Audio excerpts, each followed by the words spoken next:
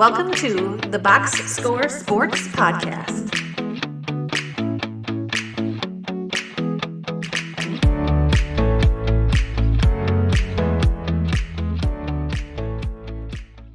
Yeah, let's do it.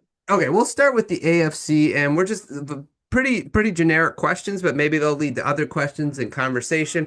So let's start right now. Your favorite in the AFC, what team would you pick to get to the Super Bowl of the AFC right now is the I'm going to stick with the Buffalo Bills. Hmm.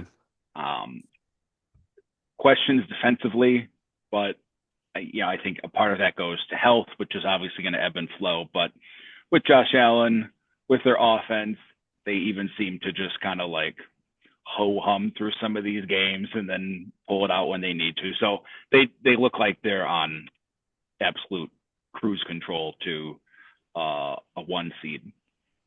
Yeah, agreed. And I think it is the Bills. I would say I'm not uh I feel like, obviously they could kind of be had because of their defense. But when you think of the other contenders, we thought there would be like the Chiefs. There's concerns about the Chiefs, even though they had a really good week four, and there's big concerns with the Ravens. So it kind of leaves them alone in that top tier. We could, talk about some other teams that might be jumping into that top tier, but it has to be the Bills. What's the one team you think that right now, if you had to pick, I want to see this team against the Bills. I think that team will challenge the Bills the most. Who might that be? Didn't prepare you for this one, but No, I think it's going to end up being the Chiefs. okay, yeah, I think they've kind of come back from having Worthy back, kind of opens that up. But it's just with some of the injuries, I think you're down to the Chiefs or the Broncos right now. yeah, yeah. I kind of want to watch the Chargers a little more too, but I agree with you. It's the Chiefs, and the Chiefs their offense looked pretty solid. And they will get Rice back after week 6. So I think that will add something to their offense. Okay, let's go to the next question. So far, quarter way through the season, what's the take in the AFC that you got right? That you're confident you got right so far? Well, I think Buffalo is like the layup. Right. So we just talked about Buffalo. Um, I feel pretty good Pittsburgh as a playoff team. Hmm. I mean, maybe that's going to be by default because of the injuries in that division, in the ineptitude of some of the other teams. But I think they don't look great.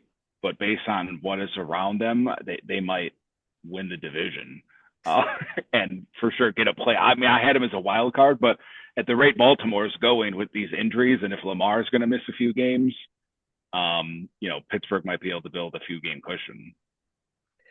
Yeah, I see that. And the thing when we were talking about the Steelers in the offseason, wasn't it basically like they just need average quarterback play and good defense?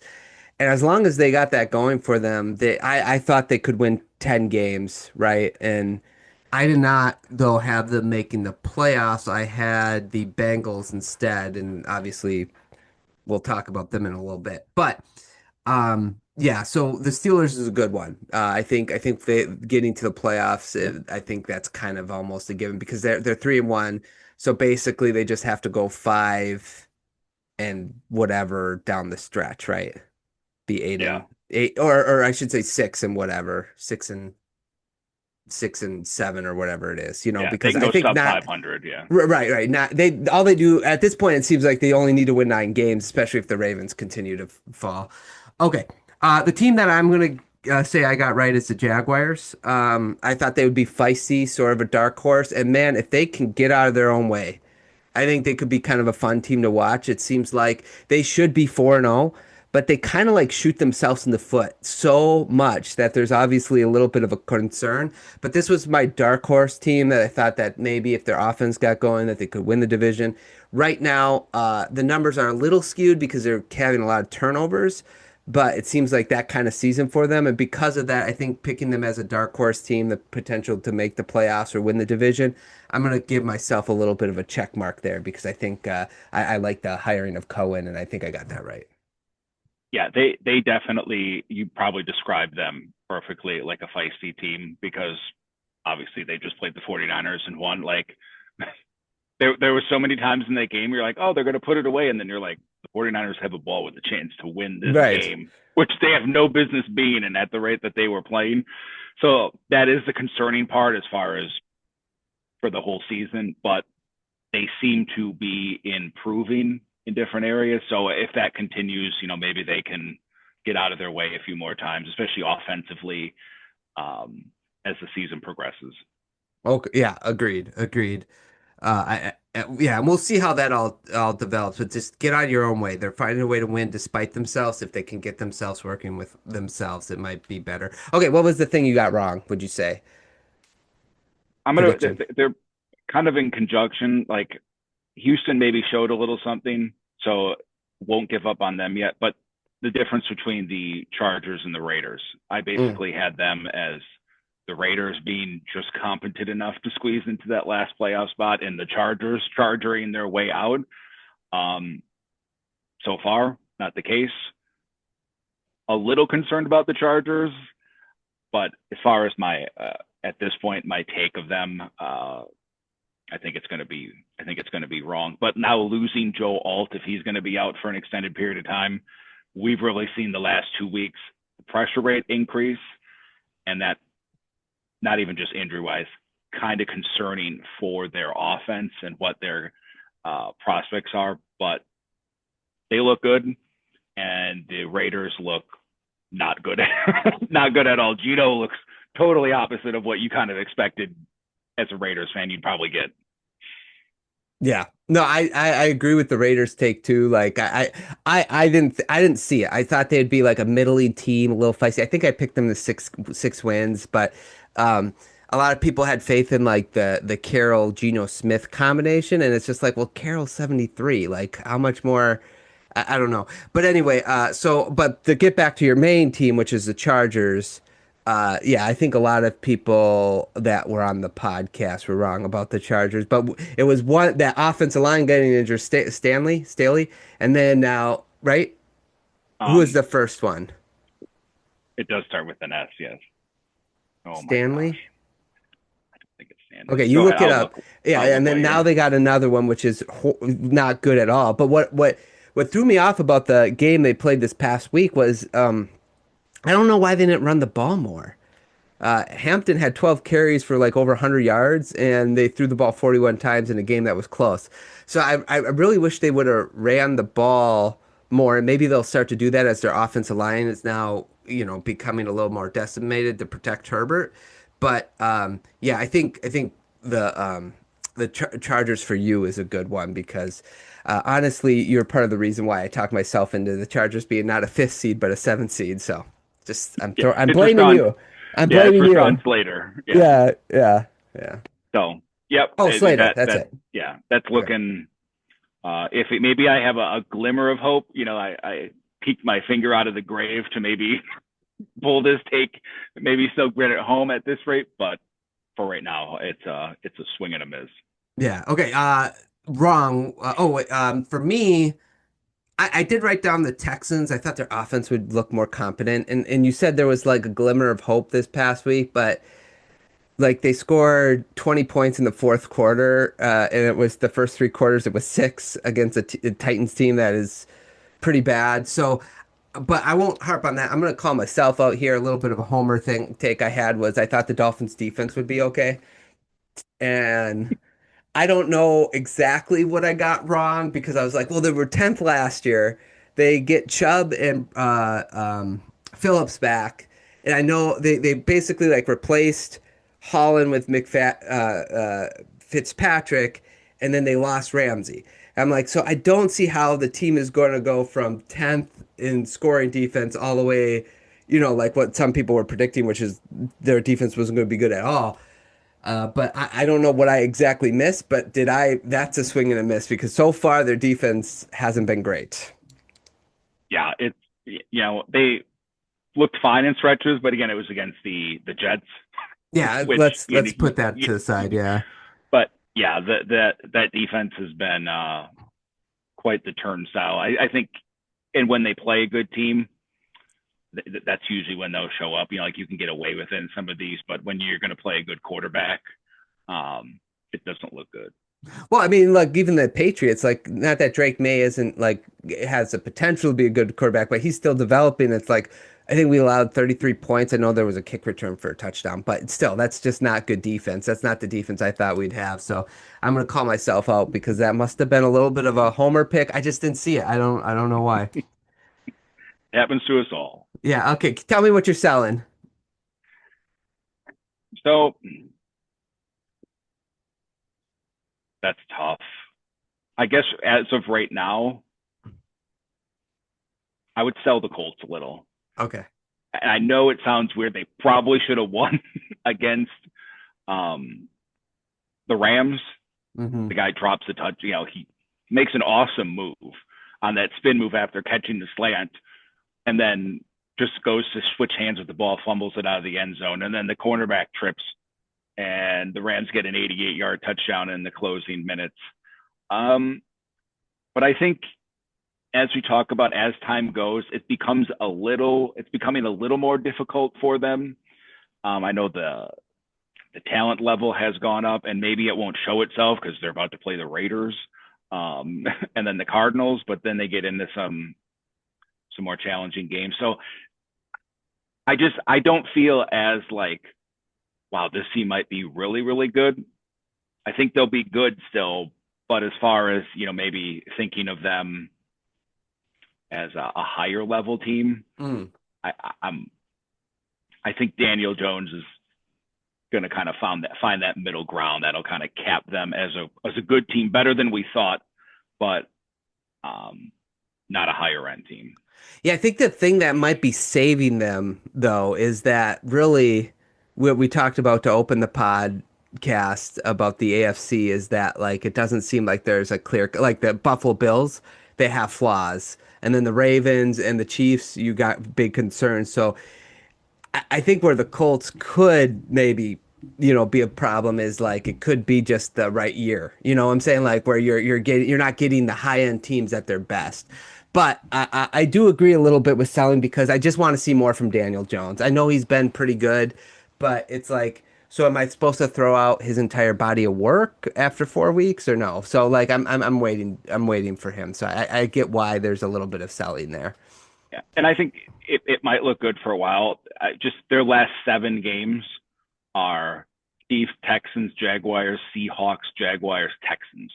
I mean, those are all good defensive teams that might give them a problem. Now, Houston, by the time we get to that, maybe they're irrelevant because offensively, Hmm. but maybe they figure a couple things out. That's a tough stretch defensively for them, but that's not until the last 7 weeks of the year. So we have a runway here where they have minus a couple of games, kind of a soft schedule. Hmm. But I just think it's slowly churning for them. Okay, gotcha. Yeah, I understand the sell. I do understand the sell. I'm selling. As, well, I kind of want to wait till the Lamar Jackson news, but I am selling a little bit of the doomsday for the Ravens. Only because the first 4 weeks they played the Bills, they played the Chiefs, and they played the Lions. And it's like those are three of the best teams in the league. Like, if you're going to rank the top, I shouldn't say the best, but you know what I'm saying? Like, if you're going to rate the top 6 to 8 contenders, they're in that list. So they had a really tough first 4 weeks. And if as long as Lamar's okay, I think the team will get healthier as the year goes on. So I'm not in total panic mode for the Ravens yet.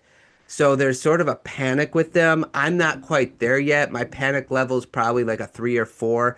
As long as Lamar's healthy and can play, they still have to play the Browns one more time and the Bengals twice, I think. And I think those could be wins. And then I think they got to play the Steelers twice. So as long as they win their division, they're fine. But give them some time to get healthy, play a little bit easier competition to get things right. I think they'll be fine. I think what happened is sort of recency bias. They played some of the best teams in the league and they're injury ridden. And so this is sort of the result. And now everybody's kind of panicking about them. So I'm selling the doomsday for the Ravens a little bit. I'm just not totally buying into that yet. Yeah, I would tend to. I mean, again, assuming some of these injuries aren't uh, more than the next couple of weeks, because I mean, this is a good.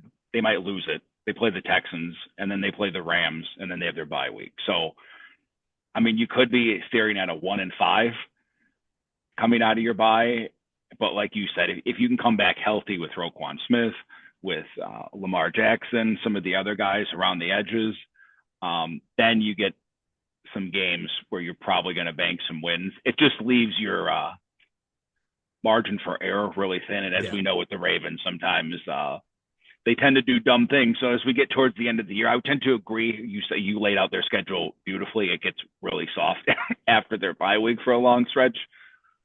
So it'll probably turn around. But yeah, I would agree. I don't think it's lights out yet. It's just maybe them, talking about a 1 seed or even at this point winning the division. Still in the cards because the Steelers are obviously Aaron Rodgers rolled ankle and missing a few games from totally looking like the Bengals. So Right.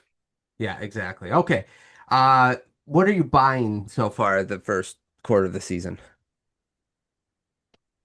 So I'm gonna buy into the Broncos.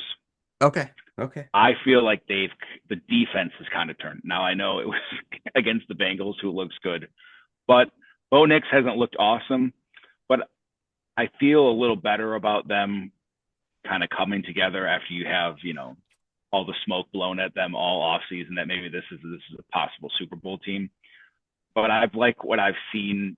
You hate to see it via injury, but they've kind of been more concise with the backfield with 2 backs, throwing to the running backs. They have a good test this week with the Eagles, which I think will go a long way in determining, what we really think of them. But I'm starting to buy a little bit. And again, like you said, they should have beat the Colts. So 2-2 looks a little worse than it probably should be. But I'm starting to like what I've seen after that Colts game of them defensively coming on, offensively looking a little better. Yeah, and sort of add your point about buying them is so after the Eagles, they got the Jets, Giants, Cowboys, Texans, Raiders. So they could go that stretch 5-0 and that yeah. So yeah, it's a good time, I think, to buy them. I want to see their defense a little bit more with teams that have a solid offense. So the Eagles will be interesting, but they're kind of up and down, so it's hard to know. But like when they played the Titans and the Bengals in the last 4 weeks and allowed a total of 15 points between those teams, so it's hard to get a gauge on how good their defense is. I think it's going to be good. But I do understand buying because I think they're going to start to look real good in the next coming weeks. So I'm with you. Um, we don't have to spend a lot of time on this because we talked about the Steelers already, but that's what I'm buying is Steelers making the playoffs. That's something I did not predict, mainly because I thought it would be either the Bengals or the Steelers, and I picked the Bengals. With Burrow being injured, I think it opens the door for another team. I think the Steelers are that team, so I'm buying the fact I think they're going to make the playoffs. Um, What's the one team you'd like to see make a move in the AFC to like maybe push them from one tier to the next? That was really tough when I was looking over because the AFC feels pretty cut and dry. Like Mhm. you see some of these bottom teams, and you're like, the Jets, it doesn't make a difference. The Dolphins, the Browns, the Titans, the Raiders at this point, like none of those teams are like, hey, if they make a move, maybe they'll get in there. It sounds lame, but I just think the one move is the Chiefs getting back Rashee Rice. Okay, I, okay. all the other teams, I couldn't really think of because I don't even think if the Patriots made a move, like, are they really going to be a contender? I don't see it. The Bengals definitely can't do anything, but I think the Chiefs getting back Rashee Rice, assuming Xavier Worthy's shoulder doesn't, fall apart, even if it does. I mean, having that guy across the middle, you might see the Chiefs kind of come back to some more explosive offense on a regular basis and not just against a beat up team. Yeah, no, this one was hard for me too, but I landed on the Colts. I'd like them to get so their receivers aren't bad. I like Pittman, I like Pierce, but if they're like AJ Brown or Tyreek Hill, oh wait, sorry, too soon, too soon. AJ Brown or someone like that like became available, like I would like to see them get like a primetime wide receiver, especially if it continues. Like, like and I think that would be the last piece on their offense they're missing that I'd look at and be like, okay, I could see them beating on the right day the Ravens the way they are right now. The Bills, on the right day, could they beat the Bills? I'd be more confident in them. So that was the one team I'm like, man, if they could just get a high-end wide receiver, I would be a little bit more interested in their prospects of maybe making a run to the Super Bowl unexpectedly.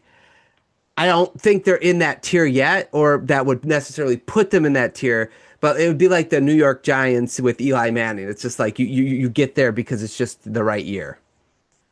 Yeah, that is a good one. I think the Colts, and maybe they would do it, but I think they would ride that to the deadline because I think in their heart of hearts, you have the Daniel Jones, what's going to happen type of situation. And you hate to maybe go all in and then Daniel Jones turns back into a pumpkin, and then you're one of those teams that has all this talent, and then you're like, but we need a quarterback. What about Anthony Richardson? Clearly they're developed. I'm just kidding. I'm just kidding.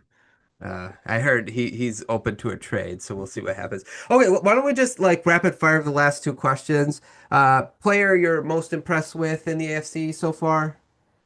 Quentin Johnson. Mm. He was kind of left for dead, draft bust, and now he's leading the team in receptions, targets. Dude seems like every week he's catching a deep pass, and it's quite the turnaround from someone that was kind of like an afterthought of, can this dude even catch the ball? He suffered through drops. Maybe it comes back, but through 4 games, that's a dude that even for something like fantasy football was going late in drafts because you're like, I don't know what they got. They got Lad McConkey, and now Lad McConkey's like the afterthought, third in targets and all that. Yeah, yeah. That's a good one. I really like that one. I went with like your generic ones. I went Herbert and Daniel Jones. I've been impressed with those, which, that's been beat to death. Okay, disappointed. What has disappointed you so far in the AFC? The Jets, they were my dark horse, and I thought they would just be competent enough, but they couldn't do it against the Dolphins. Even after Tyreek Hill went down, I was watching that game like I wasn't a big Justin Fields fan, and I thought, kind of the hype of him. I mean, he had that awesome touchdown run where you're like, wow, that's incredible. But the rest of it, you're like, yeah, I probably should have known better when, no offense to Justin Fields, when Justin Fields, the quarterback. And I think, there must be a lot going on because Aaron Glenn still hasn't got them like organized, disciplined. It sounds like it's a bigger mess than I even thought. So I think for me, that's totally a disappointment because I thought they could be sneaky with that schedule in that division, especially how things have kind of played out, but no such luck. Yeah, it's funny because I think I had the Jets finishing last in the division. And one of the things that, like, I thought Aaron Glenn was a good hire, but I did express that as like, okay, just I don't want everyone to feel like it's the hire like, like Ben Johnson was like that kind of hire. Because there was things that concerned me with Aaron Glenn's defensive scheme and stuff. But I think it'll just be a little bit. It's not a good roster. It wasn't good when he got there, so we'll be patient. But I can see how that would be disappointing. I just put Joe Burrow's injury. I just think it's just tough because you just want good quarterback play on all the teams. That's the way I feel anyway. And the Bengals were a real fun team to watch last year, putting up 40 points and still somehow losing every week, but like not really every week. But they went 9-8. They made the run, and you just thought, well, it'd be kind of cool to get that going again. And now with him injured, like the Bengals are so bad. They're so bad. I don't know if Zach Taylor survives the season at this point. So the Burrow injury is what has disappointed me the most. It's brutal to watch. Like, just if you're a Bengals fan, it's just a house of cards. And even if it wasn't Burrow, if it was someone else, like the defense, they don't have anything. I don't know why they thought that they were. I was never on the Bengals, but even so, like you said, you want to see Joe Burrow. Joe Burrow's awesome, but there's stretches. I mean, I know the Broncos are good, but you're like, who is even attempting to block? Because they're just taking a snap and the guys are right there. It's actually pretty pathetic, but that is really disappointing. So do you think the offensive line is a personnel problem, or do you think it's a coaching problem? Because it's been a problem for like 4 years, right? And so to me, that says more to me about a coaching problem than a personnel problem. Yeah, I always tend to think that it's either coaching or front office. Like there's not a link between the two to like have some kind of a system, because a lot of these teams pick up dudes in the fifth, sixth, and round, and they're not Pro Bowlers. They're not by any stretch like, oh, this is an awesome offensive alignment, but they're like competent that you could plug in and play and be like, oh, all right, well, we got 2.5 seconds to throw instead of 1.4 that it looked like Browning had against the Broncos. So I do think it's a little of both. You hate that it just falls on the players, because you're like, maybe you're just drafting guys that don't know that type of system, aren't good in it. I don't know, but I tend to think when it's this long of a time period, it has to be more than just every player we bring in sucks. Right. Well, that's my point. And like, if you look at someone, and I know this is like the Lions or the Eagles, it's like they just bring offensive linemen, they draft them, and then all of a sudden it's like they get some time in there, and they're like, "No, we have our offensive line's fine." And then you have the Texans and the Bengals, and it's like, what's going on? And so I'm sort of in agreement. It's either coaching or the front office, but I tend to believe it's more coaching, because I feel like getting to the NFL is so hard. They're so talented that you can't have that many misses, I guess. That's just sort of my thought, but okay.